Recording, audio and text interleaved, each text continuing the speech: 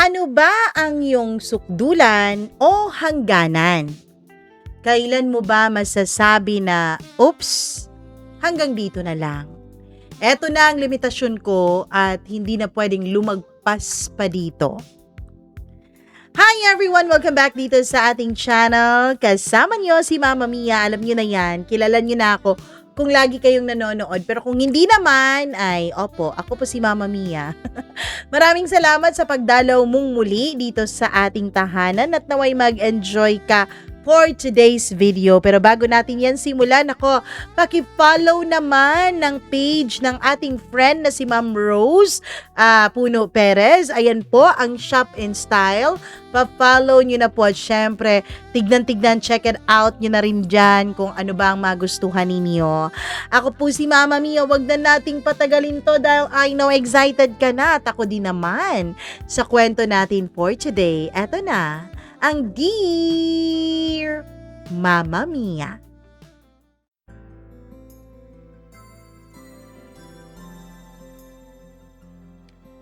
Maraming sa atin ang hindi akalain na may mga bagay pala silang matitiis, alang-alang sa pag-ibig.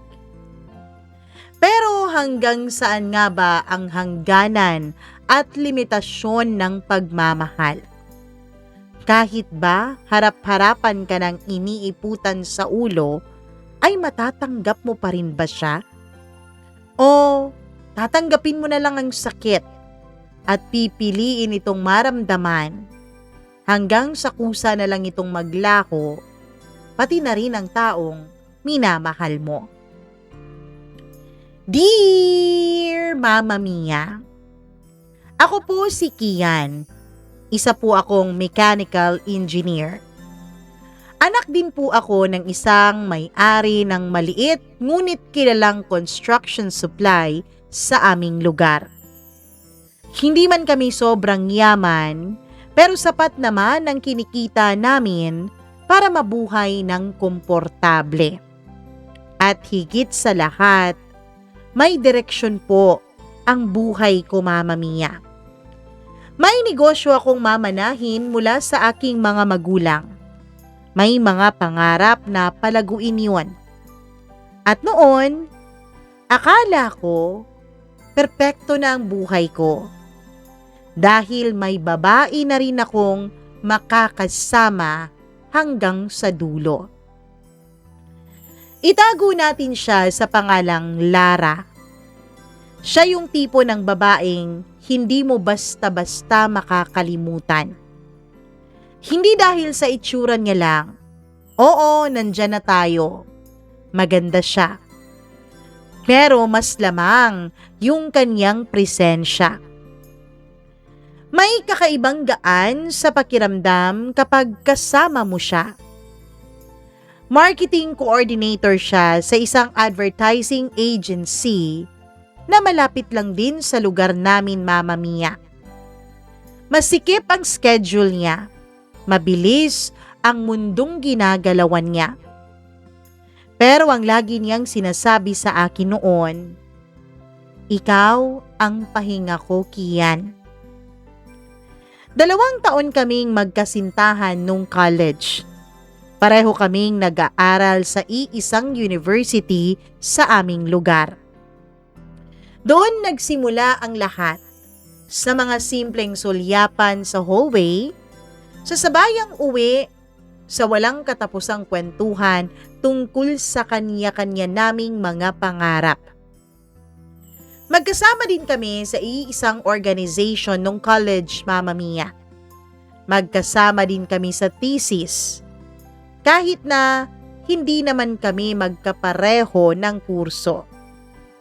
Meron kasing mga minor course o minor subjects na pareho naming sabay na tinik. Halos magkasama na kami sa lahat ng bagay. Kung may perfect couple, kami na siguro yun. Kung may perfect timing, yun na siguro ang panahon na yun. Unti-unti kaming nahulog sa isa't isa. Hindi naman biglaan, Mama Mia. In fact, nagsimula kami sa pagiging magkaibigan. Hanggang sa parang naging ulan ang feelings namin. Dahan-dahang lumalakas. Hanggang sa napansin ko na lang na nabasang-basa na pala ako sa pagmamahal ko sa kanya. May mga alaala kaming hindi ko malilimutan. Mga gabing nag-aaral pero nauuwi sa tawanan, nauuwi sa mainit na yakapan at mainit na halikan hanggang sa sumobra pa nga doon, Mama Mia. Oo, pakiramdam ko compatible din kami ni Lara pagdating sa bagay na yon. Pagdating sa sexual desire. Mama Mia, may mga araw na nagpaplano na kami ng future namin. Future bahay, future negosyo, at future dami ng mga anak. Mga simpleng bagay. Pero alam naming magkahawak kamay naming haharapin pagdating ng panahon.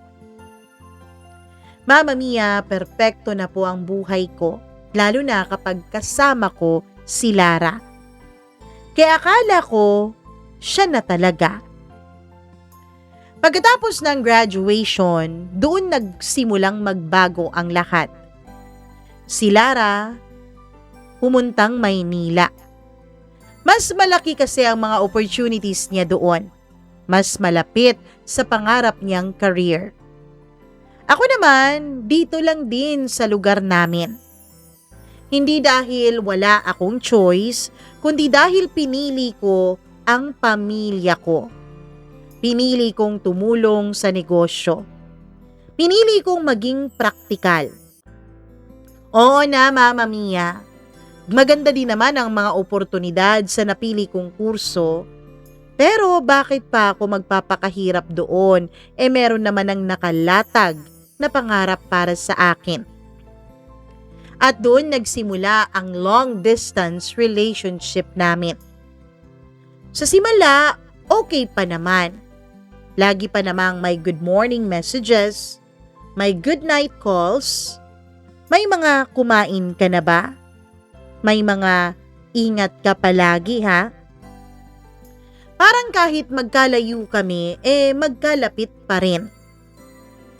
Pero habang tumatagal, may mga bagay na hindi na kayang punan ng chat at video call. Mama Mia, dumating din naman kami sa punto na nag-aanuhan kami through calls or chat. Yung normal na ginagawa ng mga magkasintahan o magkasing irog na malayo sa isa't isa. Kaya lang, exciting lang yun sa una. Yung magtatawagan kayo, magpapaliwanagan kung anong ginagawa ninyo. Sa una lang po yun exciting. Pero, hindi naman palagi. Hanggang sa may mga gabing pareho kaming pagod, pero pinipilit pa rin naming mag-usap. May mga araw na ramdam kong may kulang, pero hindi ko maipaliwanag kung ano ang kulang na yon.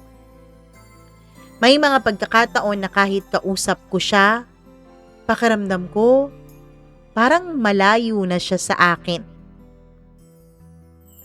Hanggang sa dumating ang gabing nagpabago ng lahat, Mama Mia. October ang buwan na yon. Pareho kaming abala sa kanya-kanya naming mga responsibilidad. Nang mga panahon na ito, Mama Mia, ay tumatanggap na po ako ng mga proyekto mula sa mga kakilala ko. At may project po akong natanggap sa Batangas. On-site halos araw-araw ang trabaho ko doon. Siya naman, Mama Mia, sunod-sunod ang mga client presentations niya. Mga malalaking kliyente. Pero kahit ganun, pinilit pa rin naman naming tuloy pa rin ang communication naming dalawa. Hanggang sa gabi nga ang iyon, Mama Mia. Isang gabing hindi ko aakalain na darating sa aming dalawa. Nag-message siya, "Baby, antok na ako. Alam kong busy ka pa. Good night ah. Love you. Miss you so much." Simpleng message. Ganun lang naman kami palagi eh. Normal na sa amin ang mga ganong mensahe. Pero Mama Mia, parang may kakaiba sa pakiramdam ko noon. Hindi ko maipaliwanag. Pero parang may lamig. Hindi ko alam kung dahil lang ba yun sa pagkakabasa ko kasi nga pagod ako. Pero pakiramdam ko, parang may kulang. Parang hindi siya yung nag-message na yun sa akin. At dun nagsimulang kumirot ang dibdib ko. Dun nagsimulang unti-unting lumukob ang kakaibang kutob sa puso ko. Mama Mia, hindi naman po ako selosong tao. Totoo yun. Hindi rin ako mahilig manghalungkat ng mga gamit ng iba. Kahit gamit pa ng girlfriend ko. Noong college kami, gaya ng karamihan sa mga kabataan, dumating din sa punto na meron kaming mga exchange of passwords at kung ano-ano pang exchange sa aming dalawa. Pero kahit kailan, never ko namang ginamit yung mga passwords na binigay niya sa akin. Binuksan ko ang Facebook niya. Alam naman kasi niya na may access ako doon eh. Wala kaming tinatagong passwords noon sa isa't isa. Yun ang isa sa pinagmamalaki ng aming relasyon. Transparent kami sa bawat isa. Oo, mahalaga sa amin ang privacy, pero mas mahalaga ang transparency. Pero Mama Mia, hindi pala sapat ang transparency kung may tinatago na talaga ang isang tao sa'yo. Sa messages niya, may nakita akong thread. Tris. Office mate niya. Tris ang pangalan, as in T-R-I-S. Baka naman Trisha, sabi ko. Walang profile o profile picture yung muka. Una, normal lang naman. Kwento tungkol sa trabaho, kwento tungkol sa reklamo sa mga clients, at mga biruan. Normal sa magkaibigan. Hanggang sa may isang bagay na tumatak sa akin.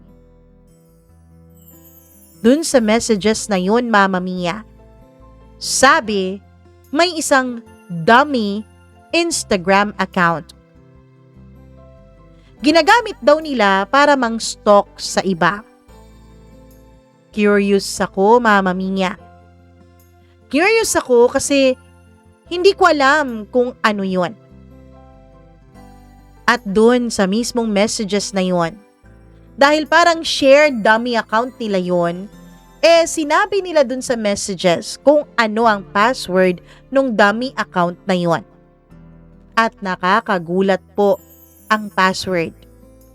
Bastos po ang password at hindi ko na lang po sasabihin dito sa programa ninyo. Mama Mia, simpleng kombinasyon ng pangalan ng password pero may bastos sa dulo. Kombinasyon ng pangalan nila, Lara Tris. May kakaiba akong pakiramdam doon. Sabi ko, baka naman biruan lang. O baka naman nagkataon lang at ako lang itong marumi ang isip. Pag-login ko, Mama Mia, parang may bumagsak na mabigat sa dibdib ko. Hindi ko alam kung paano ko ilalarawan ang pakiramdam ko dito sa programa mo. Lalong hindi ko rin alam kung paano ko ilalarawan ang mga nakita ko nang hindi mababiolate itong iyong channel, Mama Mia. Parang nanlamig ang buong katawan ko. Parang biglang tumahimik ang mundo ko. Parang may sumabog sa loob ko, Mama Mia. Pero walang tunog ang pagsabog ng bomba sa puso ko. Mama Mia, ang girlfriend ko, si Lara, hindi lang basta nagkukwento sa account na yon. Siya ang aktibong gumagamit ng account na yon. At ang laman ng mga mensahe, hindi na tungkol sa trabaho, hindi na tungkol sa simpleng usapan, kundi tungkol sa isang tao. Siya nga pala, hindi niyo po makikita ang account na yon dahil naka-private. At yung Tris, Mama Mia, ay Tristan pala. Nakita ko doon ang mga usapan na punong-puno ng init at pananabik. Oo, Mama Mia, parang 2 tao ang nagchat-chat sa loob ng isang dummy account. Nakita ko doon kung paano sila mag-usap. Nag-uusap sila na parang mas may relasyon pa silang dalawa kaysa sa aming dalawa ni Lara. Oo, may mga pagkakataon naman na nag-iinit kami sa chat o sa video call o sa audio call. Pero mas grabe yung sa kanila. At bukod pa dun, Mama Mia, may mga pictures din na nakapost doon. Pictures ni Lara. May kayakap na iba. Alam kong si Lara yun dahil kilalang kilala ko ang tattoo sa kanyang kaliwang dibdib. Tapos sa dibdib niya, may mukha ng lalaking nakahimlay. Bukod pa dun, Mama Mia, dun sa mga messages nila, ay meron pong mga video sent. At mga malalaswang video yon. Hindi yun basta video na nakukuha mo sa mga forbidden site, kundi video nila mismo. May mga salitang sinasabi nila sa isa't isa. Mga salitang hindi dapat sinasabi sa ibang tao ng isang taong committed na sa iba. At dun ko nakita ang mga petsa. Petsa kung kailan na i-post yung mga larawan na halos malaswana. Yun yung mga araw o gabi na sinasabi niyang pagod siya, Mama Mia. Yun yung mga oras na akala ko natutulog na siya dahil yun ang paalam niya sa akin. Napagod siya. Napagod siya sa presentation at pagod siya sa paggawa ng presentation kaya kailangan na niyang matulog. Yun pala, kapag nagpapaalam na siya sa akin na matutulog o magpapahinga na dahil sa sobrang pagod, pumupunta pala siya sa iba pa niyang mundo. Isang mundong mas wild. Isang mundong hindi ko kilala na kaya pala niyang pasukin. At isang mundong hindi ako kasama. Hindi ako nag-react agad. Hindi ako naggalit agad. Although, sa loob-loob ko ay gusto ko nang sumabog. Hindi ako sumigaw, Mama Mia. Sa halip ay tumahimik ako. Hindi ko rin alam at hindi ko rin maintindihan ang sarili ko kung bakit gano'n ang reaksyon ko. Siguro, Mama Mia, dahil tinuruan kami ng tatay ko na sa negosyo o sa kahit anong parte pa man ng buhay mo, dapat lagi mong unahin ang magpakahinahon. Dapat lagi mong unahin ang mag-isip bago gumawa ng kahit na anong hakbang. Yun ang natutunan ko lalong-lalo na sa tatay ko, na huwag magdesisyon ng padalos-dalos. Pero Mama Mia, minsan, ang pinakadelikadong galit ay yung galit na hindi mo agad inilalabas. Kinabukasan, nag-message pa rin ako kay Lara na para bang walang nangyari. Na para bang wala akong natuklasan na isang dummy account na pareho nilang ginagamit nung Tristan na yon. Na para bang wala akong nakitang mga malalaswang pictures at video clips. Baby, miss na kita. Umuwi ka naman dito sa atin kahit ilang araw lang.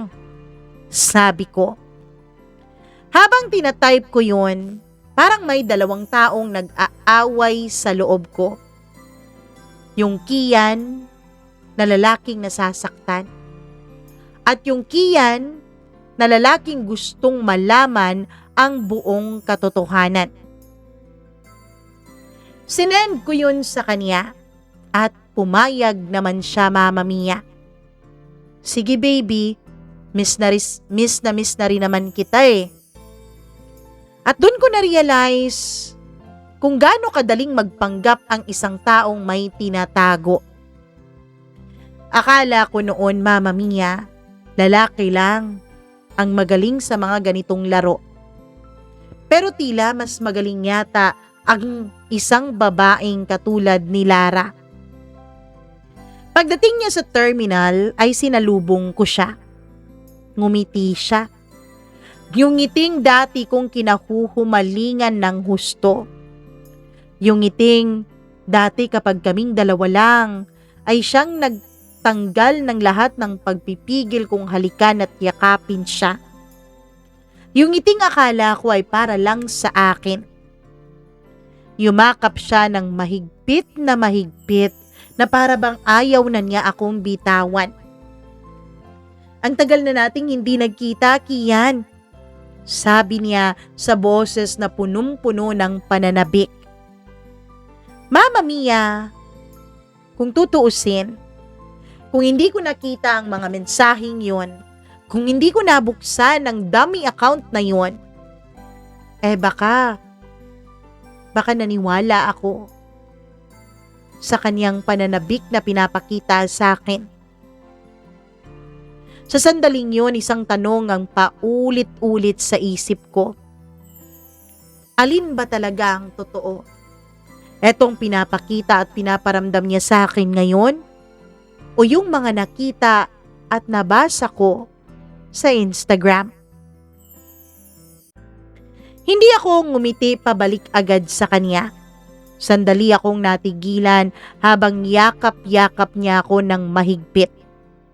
Na para bang sinusubukan kong alalahanin kung paano ulit ang maging komportable sa isang taong matagal ko nang minamahal. Pero ngayon, hindi ko na kilala o hindi na ako sigurado kung kilala ko pa ba ang taong ito. Pero kalaunan, para wag siyang magtaka at wag siyang magduda, ay niyakap ko rin siya ng mahigpit. Hindi dahil okay ako kundi dahil gusto kong maramdaman kung may natitira pa ba para sa aming dalawa. Namiss din kita, sabi ko. At totoo naman yun, Mama Mia. Miss na miss ko rin naman siya. Kahit sa kabila ng lahat ng nalaman at natuklasan ko, may parte pa rin sa akin na umaasang mali ako. Kahit ang tanga-tanga nun pakinggan. Kahit ang tanga-tanga nun isipin na may mga pictures at videos na nga, pero iniisip kong baka mali talaga ako. Na baka may paliwanag ang lahat ng yun. Na baka hindi pa huli ang lahat para sa aming dalawa. Sumakay kami sa kotseng dala ko. Habang bumabiyahe kami pa uwi, tuloy-tuloy ang kwento niya. About work, about sa mga kaopisina niya, tungkol sa stress niya, tungkol sa pagod, tungkol sa mga promotions na hinahabol niya. Na para bang normal. Sobrang normal. Sobrang bilis niyang magkwento na parang wala talaga siyang itinatago. Paminsan-minsan, Mama Mia, hinahawakan niya ang kamay ko habang nagmamaneho ako. hinahaplos-haplos, pinipisil-pisil, pinaglalaruan ang mga daliri ko. Dati sapat na yun para sa akin para mapangiti at kiligin ako. Pero ngayon, bawat dampi niya ng kaniyang kamay sa balat ko ay parang tanong, ilang beses niya kaya itong ginagawa sa iba? Ang mga kamay kaya niyang humahawak sa akin, hinahawak din kaya niya sa iba't ibang parte ng katawan ng ibang lalaki? Hindi ko isinaboses yung tanong na yon. Hindi ko pinakita na may agam-agam o pagdududa ko. Tahimik lang akong nakikinig sa kanya. At habang nagsasalita siya, mas lalo kong napapansin ang mga maliliit na bagay na dati naman ay hindi ko naman masyadong binibigyan ng pansin. Yung pag-iwas niya ng tingin kapag may binabanggit akong specific na araw. Yung saglit na paghinto niya bago sumagot kapag may binabanggit akong specific na pagpapaalam niya sa akin na matutulog na siya. Yung nakikita at nararamdaman ko na pinipilit niya ang pagiging masaya habang kasama ako. At dun ko lalong na-confirm, Mama Mia, na yung mga video na yun, yung dummy account na yun, yung mga pictures na nandun, totoo. Yun ang mga tinatago niya. At hindi ko alam kung yun ba ang mas mahalaga sa kanya o ang mahaba-habang pinagsamahan naming dalawa. Kinabukasan, dinala ko siya sa dati naming mga pinupuntahan nung magkasama pa kami sa lugar namin. Hindi dahil gusto kong mag-reminisce ng nakaraan, kundi dahil gusto kong makita kung totoo pa ba ang mga alaala naming dalawa. O baka ako na lang ang kumakapit doon. Ang unang stop namin ay yung karinderyang sikat malapit sa university na pinag-graduatean namin. Pareho pa rin ang amoy ng sabaw ng bulalo. Pareho pa rin ang ingay ng mga estudyante. Pareho pa rin ang init ng hangin sa tanghali. Umupo kami sa dati naming pwesto. Naalala mo to? Tanong niya nang nakangiti. Oo, sagot ko. Totoo naman, naaalala ko naman talaga ang lahat. Yung mga panahong wala pa kaming iniisip kundi exams at kung saan kami kakain pagkatapos. Yung mga araw na wala kaming pera pero masaya kami. At higit sa lahat, yung mga panahong sigurado ako sa kanya at alam kong sigurado din siya sa akin. Tumawa siya habang kumakain kami. Kinukwento ang mga kalokohan naming dalawa noon. Paminsan-minsan, hinahawakan niya ang braso ko. Sumisiksik siya sa tabi ko.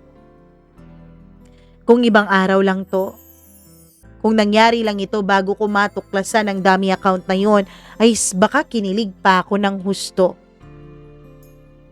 Pero ngayon, parang nanonood na lang ako ng isang eksena na parang may distansya kami kahit magkatabi naman kaming dalawa.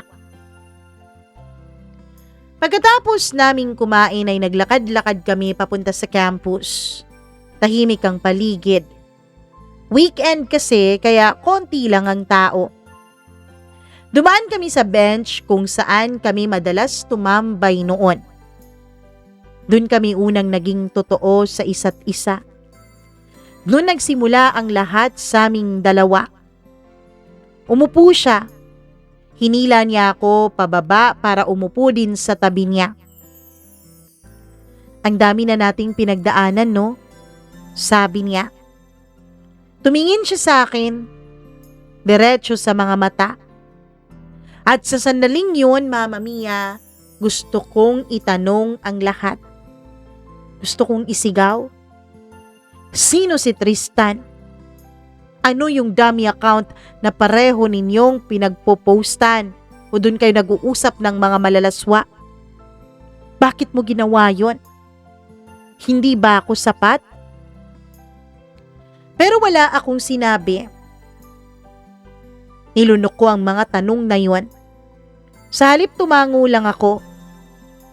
Oo, ang dami nga, sagot ko. At doon ko na-realize, Mama Mia, minsan, mas mahirap palang magsalita kapag sobrang dami ng gusto mong sabihin.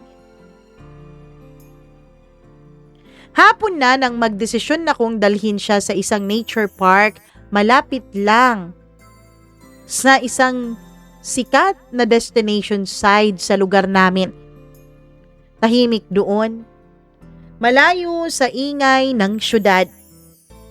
Perpekto para sa mga taong gustong mag-isip o mga taong may pinagtataguan. Habang naglalakad kami sa makipot na daan, ramdam ko ang malamig na hangin. Humawak siya sa braso ko. Sumandal. Parang wala talagang problema. Ang peaceful dito, sabi niya. Tara, dito tayo magstay mamaya. Gusto ko lang makapagpahinga nang kasama ka, baby. Sabi niya sa akin. Tumingin ako sa kanya, Mama Mia. Ngumiti siya. Pero ngayon, mas malinaw ko nang nakikita. Yung ngiti niya, hindi na tulad ng dati. Hindi ko alam kung ako ba o ako lang ba talagang nagbago o siya din. Umupo kami sa isang kahoy na upuan. Tanaw ang malawak na tanawin ng bundok at ulap. Tahimik kami. At sa wakas, ako ang unang nagsalita sa aming dalawa. Lara? Napatingin siya sa akin na para bang nagulat dahil tinawag ko siya sa kanyang pangalan. Usually kasi baby ang tawag ko sa kanya. Yun naman kasi ang endearment naming dalawa. Sa kabila ng gulat ay nagtanong siya. Ano yun? Huminga ako ng malalim. Eto na. Masaya ka ba? Natahimik siya sa tanong kong yun, Mama Mia. Hindi siya agad sumagot. At sa simpleng tanong na yun, dun nagsimulang mabasag ang lahat. Hindi agad sumagot si Lara. Sa simpleng tanong ko na masaya ka ba, parang biglang naging mabigat ang hangin sa paligid naming dalawa. Napatingin siya sa malayo, sa ulap na dahan-dahang gumagalaw sa ibabaw ng bundok. Bakit mo natanong yan? Mahina niyang sagot. Hindi ako agad nagsalita. Pinagmasdan ko lang siya. Hinintay. Kasi minsan kapag hinayaan mong tumagal ang katahimikan, kusang lalabas yung totoo. Kahit wala ka pang tinatanong. Pagod lang siguro ako, Kian. Maraming iniisip. Sabi niya matapos ang isang mahaba at malalim na buntong hininga. Umiling ako ng bahagya. Hindi naman yan ang tanong ko eh. Dun siya tumingin ng diretso sa akin. At sa unang pagkakataon, simula nung dumating siya, nakita ko ang takot sa mga mata niya. Hindi yung takot na baka mawala ako, kundi yung takot na baka may alam na ako sa sikretong tinatago niya. Lara, may gusto ka bang sabihin sa akin? Tanong ko. Simpleng tanong yun. Diretso. Hindi ako sumigaw. Wala ring bahid na kahit na anong galit sa boses ko. Pero alam ko, ramdam niya ang bigat sa tanong ko na yun. Napayuko siya. Pinaglaruan niya ang mga daliri niya. Isang bagay na hindi nagbago sa kanya. Ginagawa niya yun noon kapag kinakabahan siya o kapag meron siyang hindi masabi ng harapan. I don't know what you mean, sagot niya. Doon ako napangiti, hindi dahil natatawa ko, kundi dahil yun na ang kumpirmasyon na hinahanap ko. Talaga? Mahina akong sabi. Tumayo ako, dahan-dahan, at inilabas ko ang cellphone ko, Mama Mia. Gusto mo bang tulungan kitang maalala ang mga dapat mong sabihin sa akin? Nag-angat siya ng tingin. At doon ko nakita yung eksaktong sandali na bumagsak ang mundo niya. Hindi ko na pinatagal, Mama Mia. Binuksan ko na yung dummy account nilang dalawa ni Tristan. Pinakita ko sa kanya, isa-isa. Bawat picture, bawat video, bawat conversation. Wala akong sinabi. Hindi ako nagsalita dahil hindi ko na kailangang gawin yon. Habang nakatingin siya sa screen, unti-unting nawawala ang kulay ng mukha niya. Kian. Nanginginig ang boses niya, Mama Mia. Kian, hindi naman ganyan eh. Tigilan mo ko, Lara. Mahina lang ang boses ko, pero sapat na yon para patahimikin siya sa pagsasalita ng mga bagay na hindi naman niya mahanap-hanap. Huwag ka nang magsinungaling, Lara. Dumaan ng mahabang katahimikan. Sa sobrang tahimik, pati yata hangin ay hindi na umihip. Walang gumagalaw. Kaming dalawa lang at ang katotohanang hindi na niya kayang itago. Ang katotohanang nakabuyangyang na sa harap namin. Gano'n na katagal to, Lara? Tanong ko. Walang paligoy-ligoy. Ayoko na ng mahabang drama. Diretsahan na ang gusto kong kumprontasyon, Mama Mia. Umiyak siya. Pero hindi ako lumapit. Hindi ko siya hinawakan. Hindi ko siya pinatahan gaya ng dati sa tuwing umiiyak siya. Kian, I'm sorry. Napapikit ako sandali. Pilit pinapakalma ang sarili ko dahil ayokong sumigaw. Hindi ko tinatanong kung nagsisisi ka. Sagot ko, tinatanong kita kung gaano katagal na. Saglit siyang tumahimik at sa katahimikang yun ay mas lalo lang akong nasaktan. Kailan pa? Ulit ko. Mahina pa rin ang boses pero mas mariin na ang pagkakasabi ko. 4 months na. Sagot niya. 4 na buwan. 4 na buwan na habang kinakausap niya ako. May iba pala siyang kasama sa kama. Habang sinasabihan niya ako ng I love you. May iba palang kumakalikot sa katawan niya. Hindi ko naman sinasadya. Umiiyak at humihikbi na niyang sabi. Hindi ko plinano. Basta na lang nangyari ang lahat. Nangungulila ako. Siya yung nandyan. Natawa ako, Mama Mia. Hindi malakas ang pagtawa ko. Hindi yun tawa ng galit o pait, kundi tawa ng pagod. Laging ganyan naman ang linya, no? Lalo na kapag nahuhuli na. Kahit nga sa pelikula, sa teleserye, ganyan naman ang linya, 'di ba? Hindi ko plinano, hindi ko sinasadya. May pangangailangan ako at siya yung nandyan. Tumingin siya sa akin, luhaan.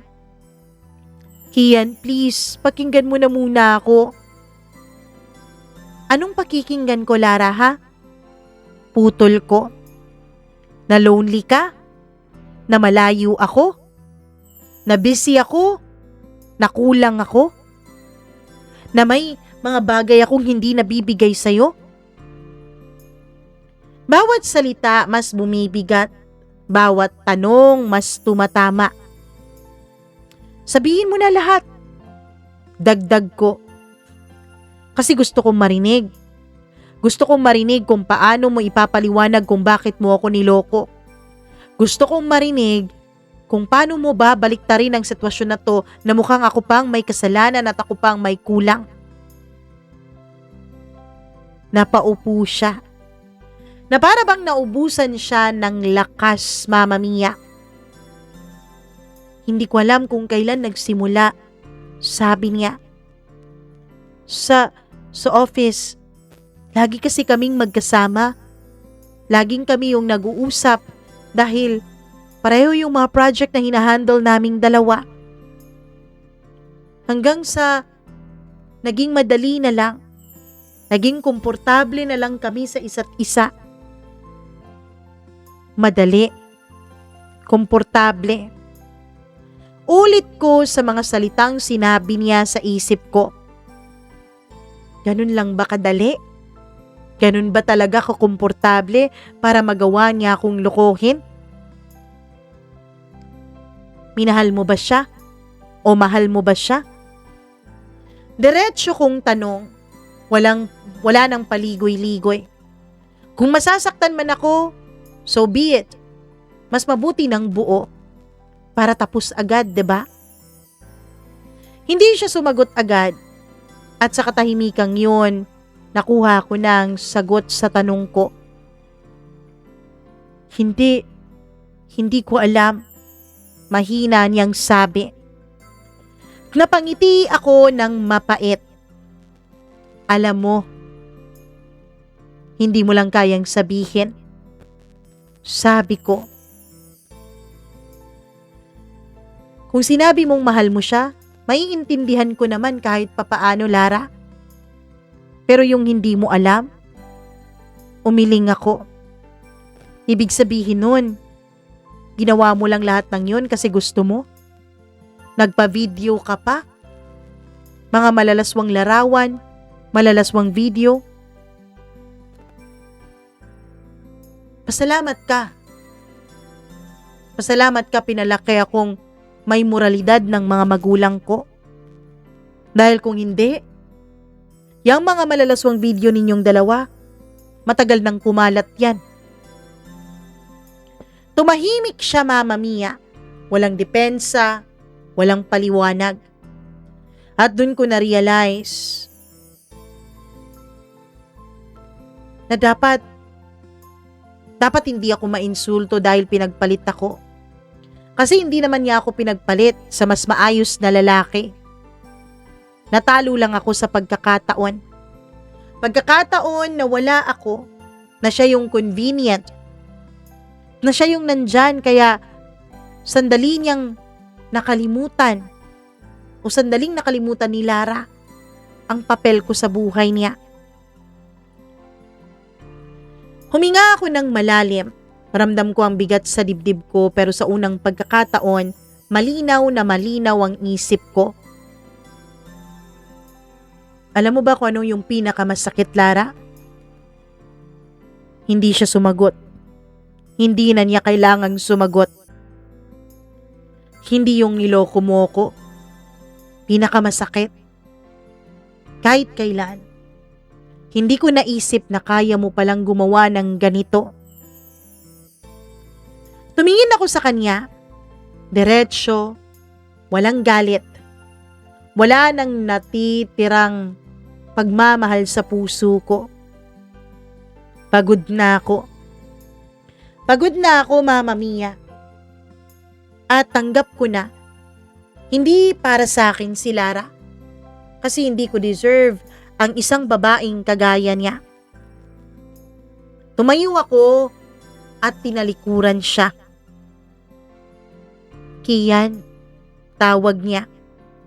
Huminto ako nung marinig ko ang pagtawag niya sa pangalan ko pero hindi ko siya nilingon. Sorry. Napapikit ako sandali at saka ako nagsalita. Hindi ko kailangan yung sorry mo. At hindi na rin kita kailangan. Sabi ko. At doon na ako tuluyang naglakad palayo, Mama Mia. Malayo yung pinuntahan naming lugar.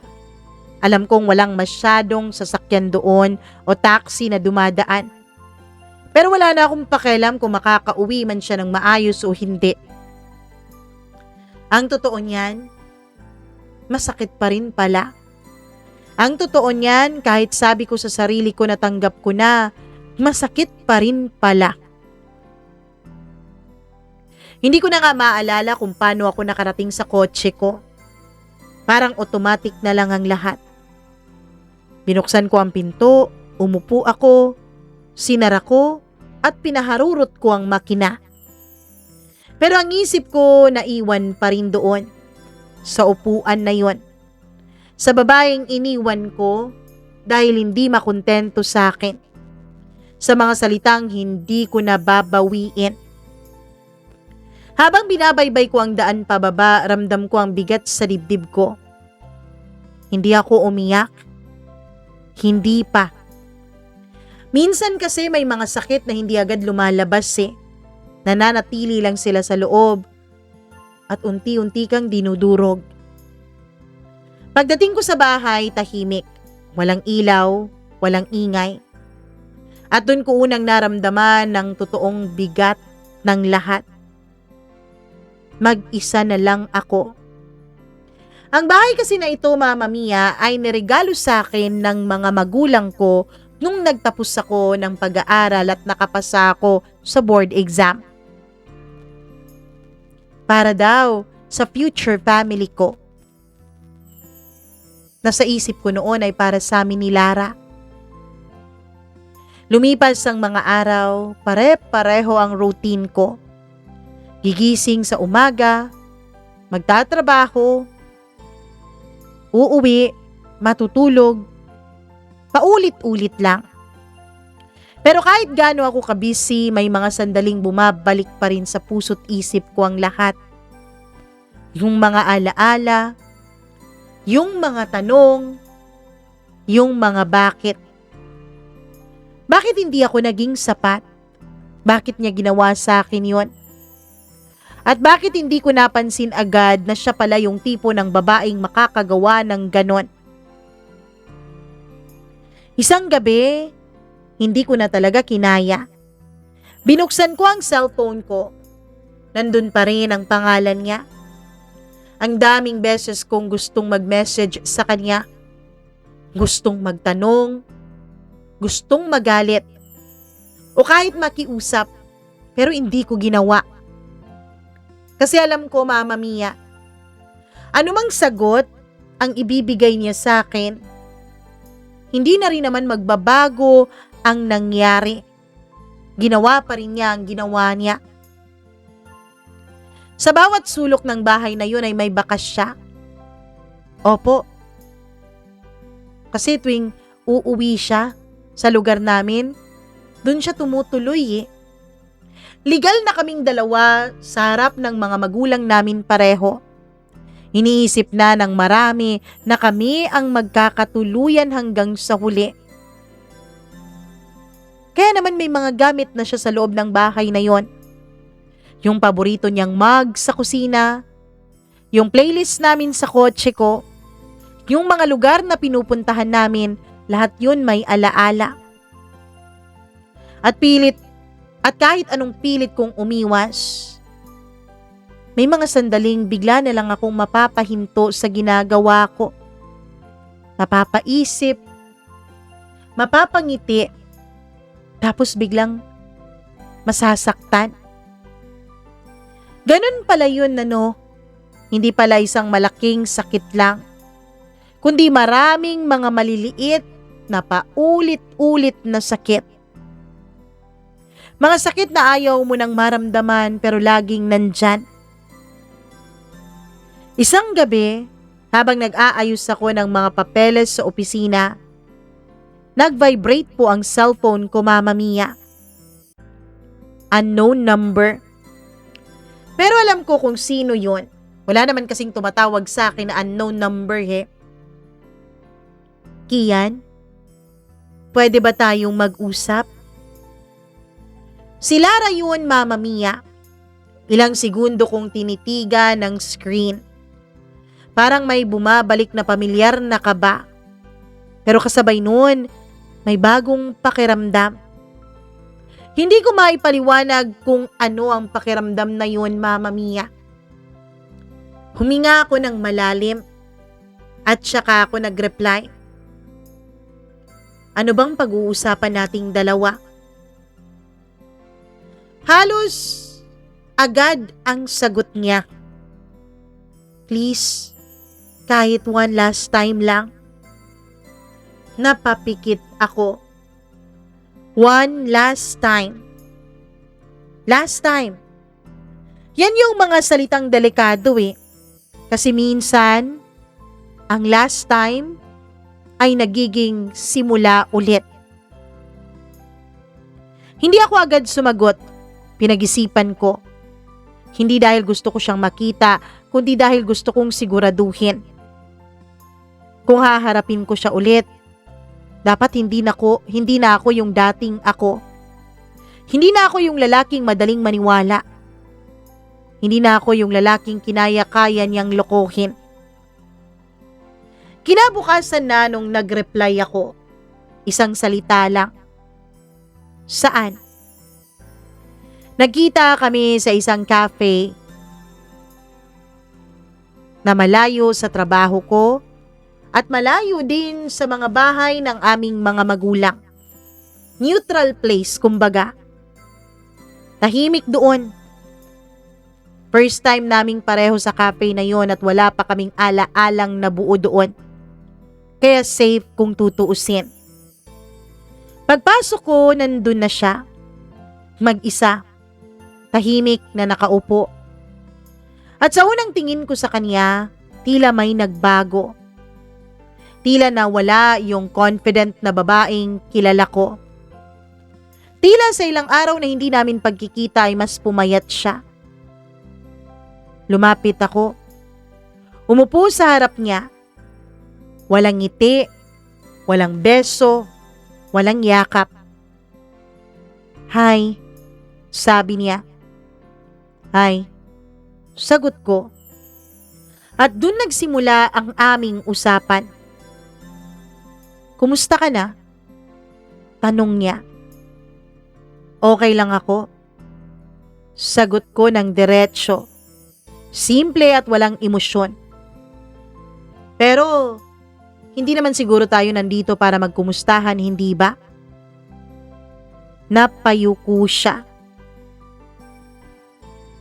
Hindi ako okay. Mahina niyang sabi. Hindi ako nagsalita. Hindi dahil wala akong pakialam, kundi dahil alam ko na hindi ko na responsibilidad ang nararamdaman niya. Hindi ko na siya girlfriend, kaya hindi ko na responsibilidad na pasayahin siya. Tinapos ko na. Dagdag niya. Napatingin ako. Yung sa amin ni Tristan, tinapos ko na. Tahimik akong nakinig. Parang inantay niya na magsasalita ako pero nung napagtanto niyang wala akong sasabihin ay nagpatuloy siya. Akala ko, yun yung gusto ko. Akala ko, masaya ako. Tumawa siya ng mahina at mapait. Pero mali pala ako. Hindi pa rin ako nagsasalita. Hinayaan ko lang siya. Kian, Nagsisisi ako. Diretso niyang sabi sa akin. Pero huli na, Mama Mia. Hindi na mawawala sa isipan ko yung mga scandalous pictures at videos na nakita ko. Oh, anong gusto mong mangyari ngayon? Tanong ko.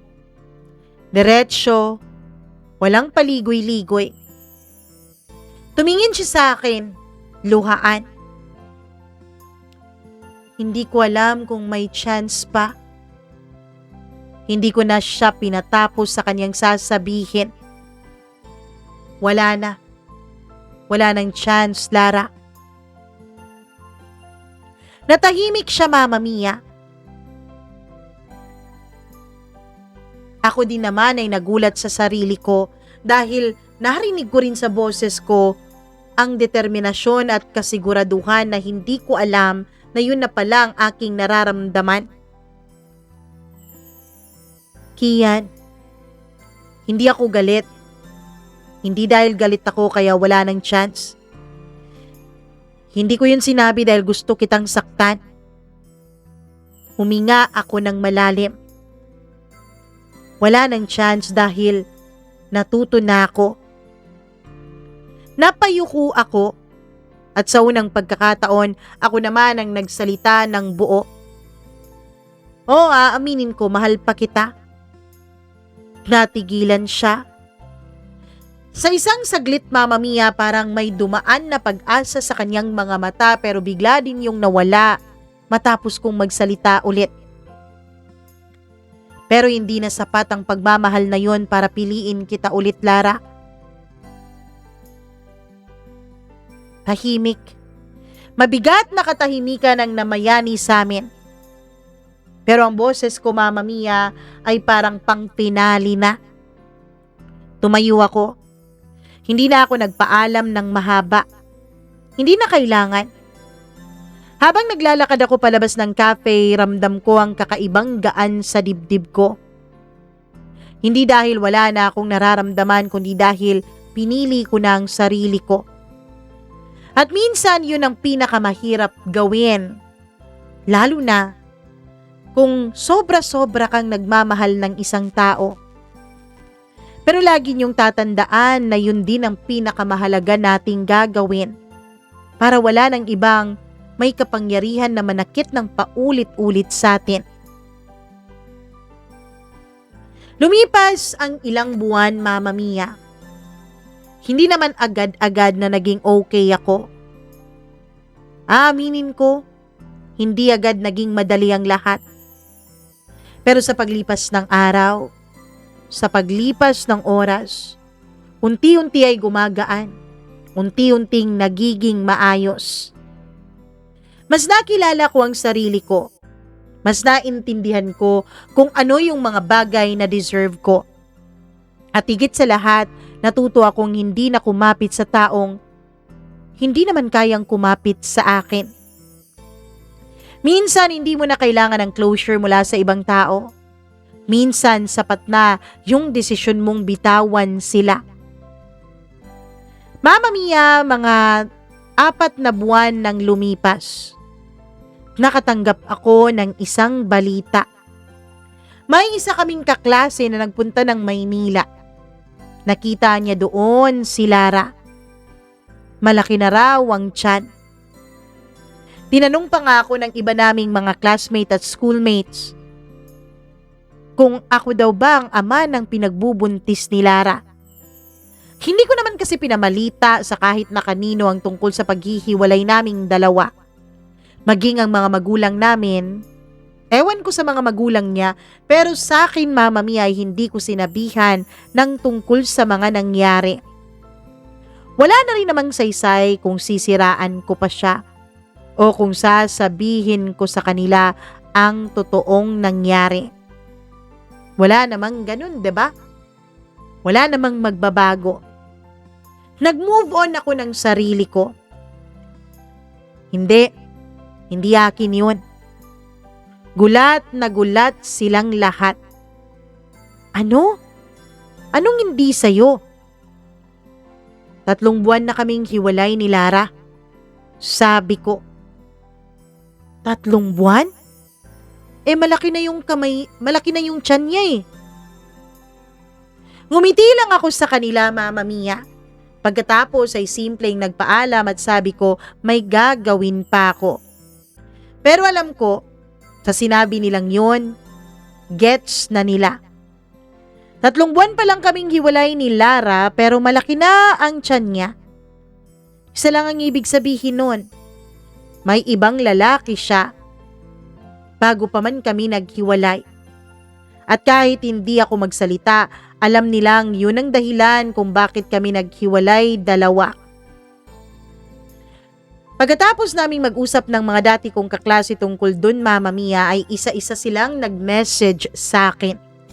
Hanggang sa may ibang lumapit at humingi ng tawad dahil hindi sila agad nagsalita nung minsan daw na nakita nila o napansin nilang may kasamang iba si Lara. Sabi ko wala namang problema. Hindi din naman nila obligasyon na sabihan ako. At alam ko naman na hindi madali sa kanila ang mag-isip kung sasabihin ba nila ang totoo o hindi. Hanggang sa nakarating sa mga magulang ko ang balita tungkol kay Lara. Tsaka pa nila nalaman na hiwalay na kaming dalawa. Doon sila nagtanong ng mga bagay-bagay pero sabi ko hindi na kailangan pang pag-usapan. Tapos na yun. At masaya na siya sa buhay niya ngayon. Mukhang hindi naman siya masaya, kuya. Sabi ng kapatid ko. Ano? Paano mo nalaman? Sabi ng kapatid niya. Alam mo ba nagkakagulo daw sila? Kasi hindi masabi-sabi ni Ate Lara kung sino yung ama ng dinadalan niya eh. Sabi ng kanyang papa, wag na raw siyang umuwi dito sa amin dahil nakakahiya siya. Mama Mia, bumuntong hininga na lang ako. Buhay nila yun. Wala na tayong pakialam doon. Wala ka na nga talagang nararamdaman sa kanya, sabi ng mama ko. Well, kung nagawa kanyang lokohin, dapat lang yun. Mama Mia, ilang araw pang lumipas, isang balita na naman ang pumutok sa amin. Hindi kasi kalakihan ang lugar namin, although progressive naman pagdating sa ekonomiya. Pero dahil hindi kalakihan, magkakakilala lang ang mga may impluwensyang pamilya. At dun ko nalaman, Mama Mia, na yung Tristan pala ay may asawa at anak na pala. Napatawa ako ng mapait sa sarili ko. Hindi ko alam kung dapat ko bang intindihin pa. Pero di kaya na nung nagpakita sa akin si Lara nung sinasabi niyang one last time na mag-uusap kami, baka gusto niyang ipaako sa akin ang batang dinadala niya? Na baka kaya niya sinabing gusto niya ng isa pang chance sa aming dalawa ay dahil alam niya na buntis siya. At alam niya na wala namang patutunguhan ang relasyon niya sa lalaking yun. Kasi nga may asawa. Natawa na lang ako pero nagpasalamat din ako sa universe at sa Panginoon na hindi niya ako nadala noon. Dahil kung nagkataon baka maging ama pa ako ng isang batang hindi naman sa akin. Mama Mia, maraming salamat po sa pagbibigay ninyo ng oras dito sa sulat ko. Hindi kasi ako masyadong busy sa mga panahon na to dahil yung kapatid ko ay nag-i-internship na rin dito sa negosyo ng mga magulang ko. Hindi na rin muna ako tumatanggap ng mga local projects kasi gusto ko munang magpahinga. Sa ngayon, Mama Mia, binubuo ko pa ulit ang sarili ko. Alam ko, somewhere out there, may isang taong inilaan ng Panginoon para sa akin. Hindi yun si Lara, pero sigurado akong may darating. Hanggang dito na lamang po, Mama Mia, at maraming salamat.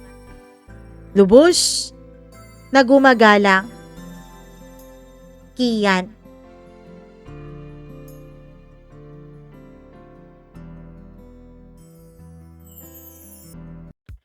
Grabe naman si Ate Lara nyo. May pa mga videos pa talaga at mga malalaswang larawan.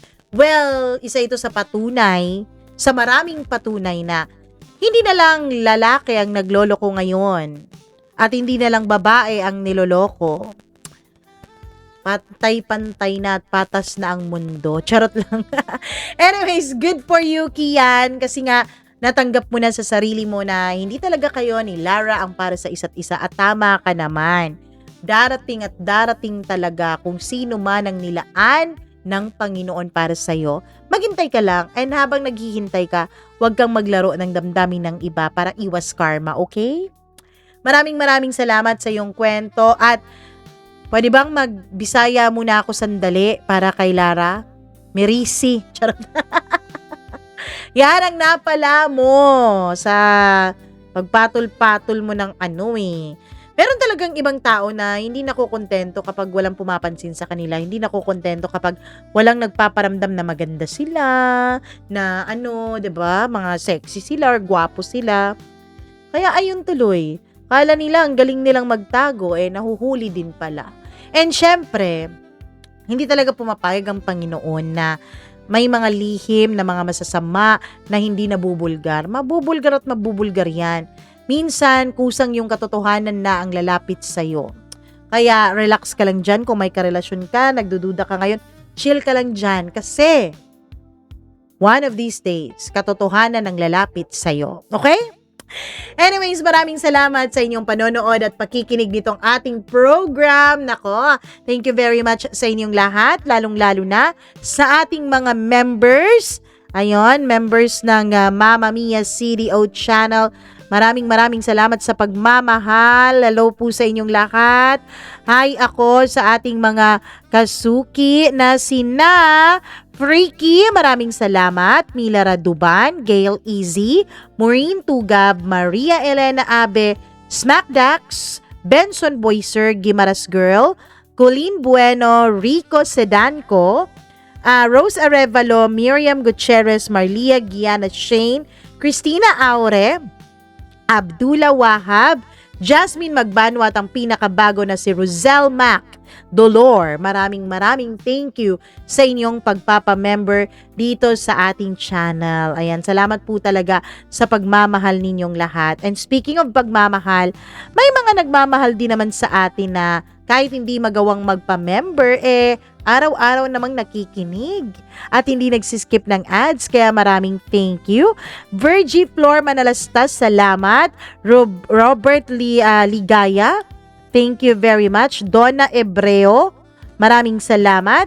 Hi din ako kay mga kabadat. Romencio Alvarez, maraming salamat. La Arnie Lacondazo, Arabella Rose Heffer, Linda Abinales, OFW Diaries, Amihar Noke, maraming salamat din kay Marlene Vargas, kay Jaime Rodriguez, Glyza Bilbar, maraming salamat. Christine Carpentero, Rachel Joy Querber, maraming thank you din. Annabel Manib, Jovi Chuga, maraming salamat. Rose Santiago, Grace Otanias, Simple Girl, thank you very much. Kay Rachel Hundangan at sa lahat ng ating mga tagapakinig, thank you very much sa inyong lahat. Kung meron po kayong sariling kwento na pwede nating ibahagi sa iba at handa na kayong ibahagi yan, ay nako, bukas po ang ating email para mapag-sendan nyo ng inyong mga kwento. Ayan po ang ating email address, mamamiacdo0317@gmail.com. Maraming salamat! Mwah! I love you all. Mag-ingat po kayo palagi. Bye!